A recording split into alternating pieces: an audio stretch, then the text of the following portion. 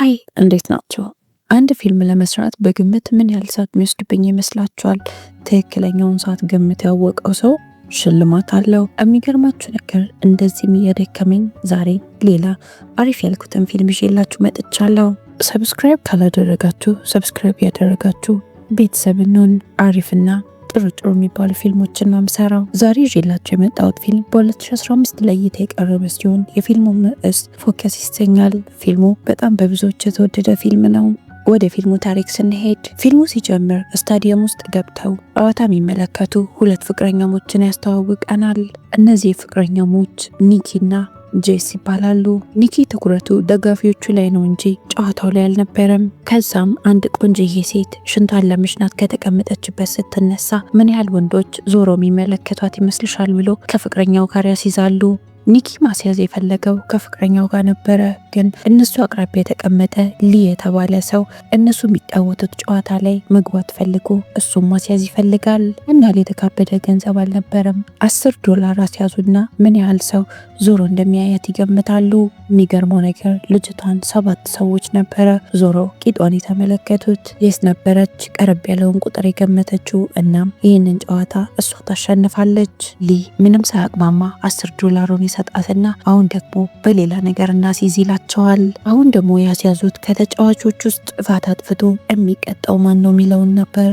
ጄስ እኔ ስለ ጨዋታው ብዙ ስለማላቅ እናንተ ተጫወቱ ብላ ከጨዋታው ትወጣለች። ኒኪና ይሄ ሊ የተባለው ሰው $1000 ያስይዙና ከተጫዋቾች ውስጥ ማን ጥፋት እንደሚያጠፋ መከታተል ይጀምራሉ። በሚገርም ሁኔታ ኒክ የመረጠው ቡድን ውስጥ ያለ አንድ ተጫዋች ነበረ ጥፋት አጥፍቶ ቅጣት የተቀጣው። ሊም ሳይወድ በግዱ ያስያዘውን $1000 ይሰጠዋል። ገንዘቡን ቢበላም ሊ በጣም ተደስቶ ነበረ። እናም አሁን ደግሞ ገንዘቡን ከፍ አድርገው በሌላ ነገር እንዲያስይዙ ይጠይቀዋል። አሁን ደግሞ $5000 ነበር ያስያዙት። ሲያዙት ተጫዋቹ ኳሱን ይዞ ይሮጣል ወይ ደግሞ ያቀብላል በሚል ነበረ። አሁኑ ሊ $5000 ያሸንፋል። ኪም በቃ $5000 አጥቻለሁ እዚህ ላይ እናቁም ይላል። እናም ተነስቶ መውጣት ፈልጎ ጄሰን እንሂድ ይላታል። ሊ ደግሞ ኒኪ መሄዱን ሲመለከት እንዴ ሀብታም ብትሆን ነው እዚህ ቦታ የተቀመጥከው፣ $5000 ማጣት ይህን ያህል ብርቅ አይደለም ይለዋል። አሁንም በሌላ ነገር እንዲያስይዙ ሊ ጥያቄ ያቀርብለታል። አሁን ደግሞ $10000። ጨረሻም ኒኪ እሺ ብሎ ይስማማል። አሁንም ያስያዙት በተጫዋቾቹ ነው። በሚገርም ሁኔታ ኒክ አሁንም $10000 ያጣዋል። ብሩን ስለተበላም በጣም ይናደድና አሁንም በድጋሚ $50000 ያስይዛል። ጄስ 50,000 የሚለውን ቃል ካፉ ሲወጣ ስትሰማ በጣም ነበር የደነገጠችው። የሚገርመው ነገር ኒክ አሁንም በድጋሚ $50,000 በቁማር ይበላል። እድል ከሱ ጋር ያለች አትመስልም። ኒክ ግን እልህ ይዘውና አሁን ደግሞ $100,000 ያስይዛል።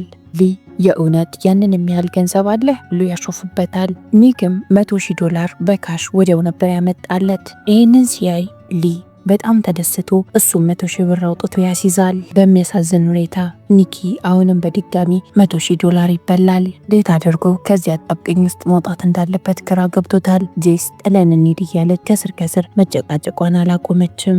ጨዋታው ጭራሹኑ ዙሩን እያከረረ እየመጣ ነው። ኒኪ አሁንም በድጋሚ $1,000,000 በካሽ ያወጣና ጠረጴዛ ላይ ዘርግፎ አሁንም እናስይዝ ይለዋል። አሁኑ ጨዋታ ደግሞ በካርታ ነበረ። ሊ በርከት ያለ ብር ከኒኪ እየበላ ስለነበረ አሁንም በደስታ ነበር በዚህ ጨዋታ የተስማማው። ይህ በመጀመሪያ አንድ ካርታ ያነሳል። 5 ቁጥር ናት። ኒኪ ደግሞ በተራው በግምት የሚያነሳው ካርታ የግድ ከ5 ቁጥር በላይ መሆን አለበት። ኒኪ በጣም በኮንፊደንስ አንድ ካርታ ያነሳና ፊቱን ሲያዞር 3 ቁጥር ነበረ። ይህንን ስትመለከት ጄስ በድንጋጤ መሬት ላይ ነበረ ቁጭ ያለችው። $10 የተጀመረ ቁማር አሁን $1,000,000 ደርሷል። ኒኪ በጣም ተናዷል። ፊቱን አዙሮ ለመውጣትም ያቃጣዋል። ከዛም ድጋሚ ደግሞ ይመለሳል። ሊ ደግሞ እያበሸቀው ነው። እኔ እኮ የቁማሮች ንጉስ ነኝ ይለዋል። ይሄድ የነበረው ኒኪ ተመልሶ ይመጣና አሁንም ድጋሚ ብር ያስይዛል። $2,000,000። የአሁኑ ጨዋታቸው ደግሞ በጣም ለየት የሚል ነበረ። ሜዳው ላይ ካሉ ተጫዋቾች መሃል ሊ አንድ ተጫዋች መርጦ ቁጥሩን ለሌላ ሰው ይናገራል። እዚህን ተጫዋች ማንነት በትክክል ኒኪ ካወቀ 2 ሚሊዮን ብሩን ይወስዳል። አንድ ላይ 4 ሚሊዮን ብር። ኒኪ አውቆ እያደረገው ያለው ነገር ስለመሰለው ብዙም አልተስማማበትም። በኋላም ኒኪ እሺ እኔ አልገምትም ጄስ ትገምታለች ይለዋል። እንደዛ ሲባል ጄስ በጣም ነበር የደነገጠችው። እሷም ምን ሆነሃል? ከዚህ ሁሉ ተጫዋች እንዴት ትክክለኛውን ተጫዋች ላውቀው እችላለሁ ትለዋለች። ከዛም ኡመር ከሚጫወቱበት ክፍል ጥላ ልትወጣ ስትል የሊ ቦዲጋርድ ያስቆማታል። ኒኪም ምንም አታስቢ የራሴ ብለሽ አሰብሽውን አንድ ቁጥር ዝም ብለሽ ጠሪ ይላታል። ሊም ተጫዋቾቹን በጠቅላላ በትኩረት ከተመለከተ በኋላ የአንድ ተጫዋች ቁጥር ይመርጣል። ጄስም ተጫዋቾችን መመልከት ጀመረች። ሁሉንም አንድ ባንድ እያስተዋለች ነው። በኋላም ኒኪ ያላት ነገር ተዛላት። የኔ ብለሽ አሰብሽውን ተጫዋች ምረጪ ነው ያላት። እናም 55 ቁጥርን መረጠች። መጨረሻም ይሄ ሁሉ ነገር የኒኪ ተንኮል እንደሆነ ተረዳች። ሊ በጣም ነበር የገረመው። ጄስ በአንዴ ይህንን ተጫዋች በማወቋ ባጡትንም ብር ጨምሮ በአጠቃላይ 2 ሚሊዮን ብር አግኝተው ከዛ ቦታ ይሄዳሉ። ኪኖ ውስጥ ከገቡ በኋላ ኒኪ ለጄስ ሁሉንም ነገር ያብራራላታል። ሁሉንም ነገር ያደረገው አቅዶበት ነው። ረጅም ጊዜ ይሄ ሊ የተባለውን ቁማርተኛ ሲከታተሉት ነበር። ሊዋን ከሆቴል ክፍል ውስጥ ከወጣበት ሰዓት ጀምሮ 55 የምትለዋን ቁጥር እንዲያያት በተለያየ መንገድ ሲያደርጉት ነበር። አርፎበት የነበረው ሆቴል ዘበኛ ልብስ ላይ 55 ቁጥር ነበረች። ወደ ስቴዲየም እየሄደ ያለ ሰላማዊ ሰልፍ የሚያደርጉ ሰዎች ወረቀት ላይ 55 ቁጥርን ጽፈዋታል። ጥሩን እንዲያየው ብቻ አይደለም ያደረጉት፣ በተደጋጋሚ 55 ቁጥርን እንዲሰማ ያደርጋሉ። ስለዚህ ሁሉ እቅድ ጄስ ምንም የምታውቀው ነገር አልነበረም። እያሳየች የነበረውም ስሜት የእውነቷንና ከልቧ ነበር። ኒኪ ለገንዘብና ለማጭበርበር ብሎ ምን ያህል መንገድ እንደሚጓዝ ስትመለከት በጣም ነበር ያደነቀችው። ከዛም ወደ ኋላ ወስዶ ኒኪና ጄስ እንዴት እንደተዋወቁ ያሳየናል። ኒኪና ጄስ የተዋወቁት ሆቴል ውስጥ ነው። እንደተዋወቁ ነበረ ወደ ሆቴል ክፍሏ ይዛው የሄደችው። እናም አንድ ሰው የእሷ አባል ነኝ ብሎ ተከትሏቸው ወዳረፉበት ክፍል ይገባል። ይህም ሰውዬ ሽጉጡን ኒኪ ላይ ይደቅንበትና ሊያስፈራራ ይሞክራል። ኒኪ ግን ምንም የፈራ አይመስልም። እኔ መግደል ከፈለክ ግደለኝ ብሎ ለሰውዬው ይፈቅድለታል። ሰውየውም ኒኪ እንደነቃበት ሲገነዘብ እንደታወቀባቸው ይገባዋል። እነዚህ ሁለቱ ሌባ ናቸው። ኒኪ ግን ከነሱ የተሻለና በርከት ያለ እውቀት ያለው የተሻለ ሌባ ነው። ጄስ አታላ ነበረ ኒኪን ወደዛ ክፍል ያመጣችው። እያንዳንዱ ያደረገችው ነገር እንደ ኒኪ ላለ ሌባ ጥርጣሬን ይፈጥራል። ከዛም ኒኪ ጄስን በጣም ጥሩ የሆነ ታለንት አለሽ፣ ከተጠቀምሽበት ወዲያው ሀብታም መሆን ትችያለሽ ይላታል። ኒኪም ስለ ራሱ ይነግራታል። እኔ አባቴ አያቴም ሁላችንም ሌባ ነን። ይሄ የሌብነት እውቀቴን ከቤተሰቦቼ ነው ወርሽ ያመጣሁት ይላታል። ጄስ ይሄ እድል እንዲያመልጣት አልፈለገችም። እናም ካንተ መማር ፈልጋለሁ ትለዋለች። ኒኪም እሺ ብሎ ይስማማል። በዚህ መሃል ቀለበቱን ከጣቷ ላይ ሰርቆባት ነበረ፣ ግን እንደወሰደባት እንኳን አላወቀችም። መልሶ ሲያሳያት ሰዓቷንም ወስዶባት ነበር። በዚህ መሃል አንድ ነገር ነገራት። መቼም ቢሆን ፈዛዛ ሌባ መሆን የለብሽም አላት። እዛም ቻው ብሏት ይለያያሉ። ከተወሰኑ ወራቶች በኋላ ኒኪና ጄስ ይገናኛሉ። እናም ምን ያህል ንቁ ሌባ እንደሆነች ለማወቅ ፈተና ይፈትናታል። አካባቢው ላይ ያሉትን ሰዎች አቅጣጫ እየጠየቀችና ወሬ እያወራቻቸው ሀሳባቸውን በመስረቅ አብሯት ያሉት ሰዎች እንዲሰርቋቸው ማድረግ ነበረ። በሚገርም ሁኔታ ጄስ ከነዚህም ሰዎች ተሽላ ቁጣለች። በጣም በኮንፊደንስ ከተለያዩ ሰዎች በጣም ብዙ ነገር እየሰረቀች ነው። ኒኪ ራቅ ብሎ ጄስ እንዴት አርጋ እንደምትሰርቅ እየተመለከተ እየተደመመባት ነበር። ጄስ ቀለል አድርጋ የእጅ ሰዓት ራሱ ከሰዎች እጅ ላይ እየሰረቀች ነበረ። ይህንን አሳይመንት ስትጨርስ ሌላ አሳይመንት ይሰጣታል። ኒኪ የሚያራምደው ቀለል ያለ የሌባ ቡድን አይደለም፣ በጣም ከባባድና የተደራጁ ሌቦች ናቸው። አንድ ቀን ከተሰረቁ እቃዎች ውስጥ ጄስ በጣም የሚያምር የአንገት ሐብል ታይና አንስታ ልታረገው ትፈልጋለች። ኒኪም ተቀብሏት ወስዶ ያስቀምጠዋል። እናም አስጠነቅቃት፣ ሁሌም የሰረቅሻቸውን ነገሮች መሸጥ ነው እንጂ መጠቀም አትችይም አላት። ንብረት ማከማቻ ክፍላቸው ውስጥ ገብታ ጄስ ስትመለከት ያልተሰረቀ ነገር የለም። ጫማ፣ ልብስ፣ ጌጣጌጥ፣ ሰዓት፣ የኤቲኤም ካርዶች፣ የሌለ ነገር የለም። የሚቀጥለው ቀን አዲስ አሳይመንት ይሰጣቸዋል። ጄስና ሌላ ሌባ ግብረ አበሯ ፈርሃድ ናም አንድ ሬስቶራንት ውስጥ ቁጭ ብለው ወሬ እያወሩ ያለ ፈርሃድ አመመኝ ብሎ ራሱን ስቶ ይወድቃል። ጄስም እባካችሁ እርዱኝ እያለች እርዳታ መጠየቋን ቀጠለች። ይህም ድርጊታቸው የሰዎችን ትኩረት ለመሳብ ነበረ። ሌሎች ባልደረቦቻቸው አካባቢው ላይ የሚገኙትን ሀብታም ሰዎች እንዲዘርፉ ስራቸውን ከጨረሱ በኋላ ኒኪ አምቡላንስ ይዞ ይመጣና ይዟቸው ይሄዳል። ማንም ምንም ነገር ሳይጠራጠር ስራቸውን ለስለስ ባለ መልኩ ነው የሚሰሩት። እዛን ቀን ምሽት ኒኪና ባልደረቦቹ ሌቦች ሁሉም ተሰብስበው ጥሩ ጊዜ ያሳልፋሉ። እናም በሳምንት ውስጥ 1.2 ሚሊዮን ብር ስለሰሩ ኒኪ ያመሰግናቸዋል። አሁን ይሄ ቡድን ሊበተን ነው። ኒኪም እጄ ላይ ያሉትን እቃዎች ሸጬ በባንክ አካውንታችሁ ሁላችሁንም ድርሻችሁን ሰጣለሁ ይላል። የቡድኑ አንዳንድ ሰዎች ግን ኒኪ አንድ ሌላ የሚቀረው ስራ እንዳለ ያውቃሉ። እናም አንድ ጨዋታ ለመመልከት ሀብታም ሰዎች የሚቀመጡበትን ትኬት በመግዛት ከጄስ ጋር ጨዋታ ለማየት ይሄዳል። ጄስ የኒክ ፍቅረኛ እንደሆነች ነው ራሷን እየቆጠረች ያለችው እና ምንም ነገር ይደብቀኛል ብላ አታስብም። እሷ አላወቀችም እንጂ ኒኪ እዚህ ግሩፕ ውስጥ የቀላቀላት ለራሱ ጥቅም ብሎ ነው። 2 ሚሊዮን ብሩን በቁማር ካሸነፈ በኋላ 80 ሺህ ብር ይሰጣትና ቻው ጥሏት ይሄዳል። ጄስ በጣም ነበር የደነገጠችው። ይተወኛል ወይም ጥሎኝ ይሄዳል የሚለውን ነገር አላሰበችም ነበር። ሳታስበው ከኒኪ ፍቅር ይዟታል። በዛ ላይ ደግሞ 80 ሺህ ዶላር ለሷ በጣም ትንሽ ነበረ፣ ምክንያቱም 2 ሚሊዮን ብር ነበር ያገኘው። ኒኪ በሚኖርበት ዓለም ውስጥ ግን ምንም አይነት ለስሜት ቦታ የለውም። ከ3 ዓመት በኋላ አሁንም ድጋሚ ኒኪን ያሳየናል። ኒኪ በደህና ሰዓት የሰበሰበው ገንዘብ አሁን እያለቀ መጥቷል።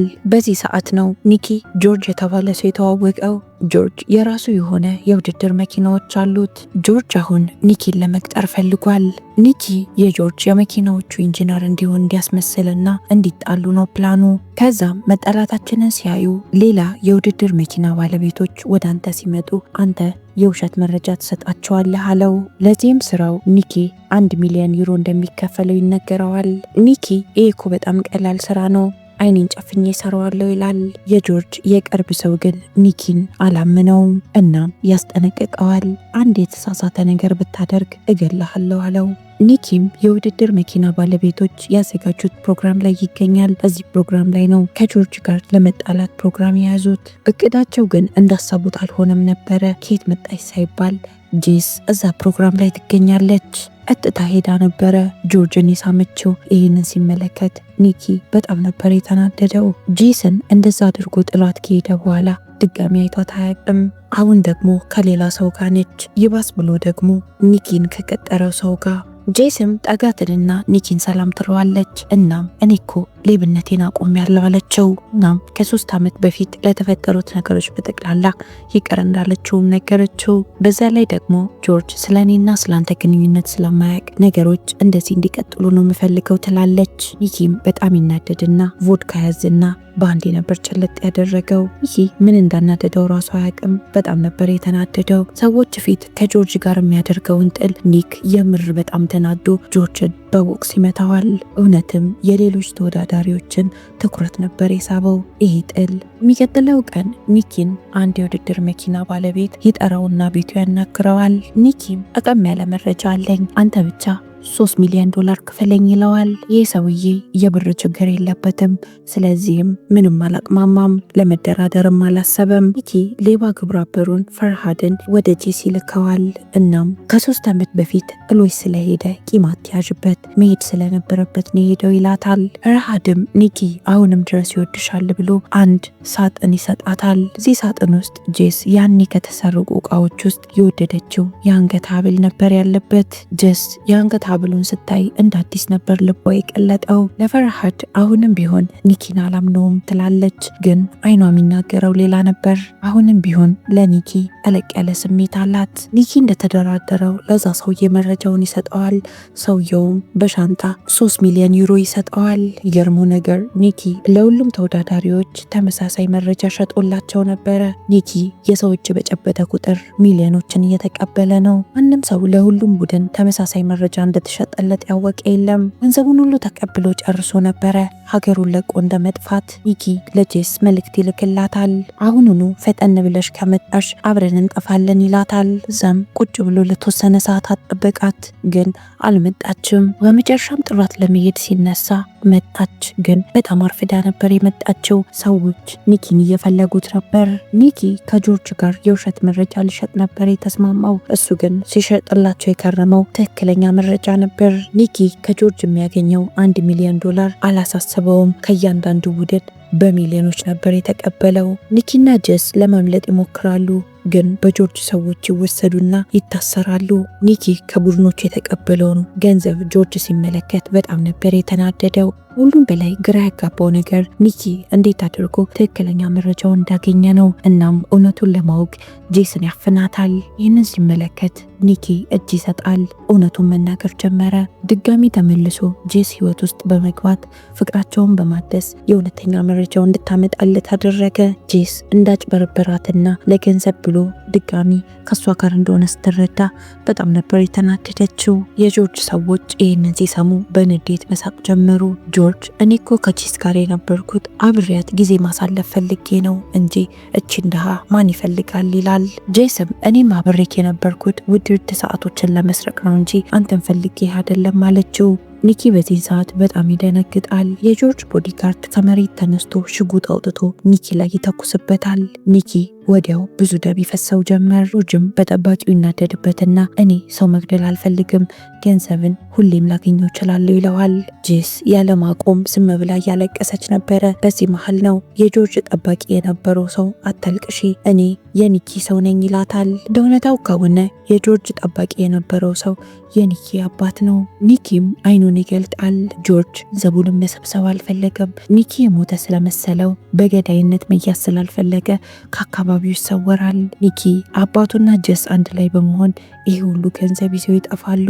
ይሄ ሽማግሌ ኒኪን ከጎዳና ላይ አንስቶ እሱ ነው ያሳደገው። በዚህም ሂደት ውስጥ ከልጅነቱ ጀምሮ ጥሩ ሌባ እንዲሆን በደንብ አሰልጥኖታል። አሁን ግን ኒኪ ከጄስ ፍቅር የያዘው ይመስላል። የኒኪ አባትም ገንዘቦቹን ሁሉ ሰብስቦ ጥሏቸው ይሄዳል። የስም ኒኪን ይዛው ወደ ሆስፒታል ትሄዳለች። እናም ከዛ ቀን ጀምሮ አንድ ላይ ይሆናሉ። የዚህ ፊልም ታሪክ እዚህ ላይ ያበቃል። ሌባ ለሌባ ታምኑ ይኖራል ብላችሁ ታስባላችሁ? የምታስቡ ከሆነ ኮሜንት ላይ አንድ ቁጥር እንጻፉልኝ። ሌላ አስተያየት ካላችሁ ሀሳባችሁን አሳውቁኝ። ፊልሙን ከወደዳችሁት ላይክ፣ ሼር፣ ሰብስክራይብ ማድረግ እንዳትረሱ። እወዳችኋለሁ።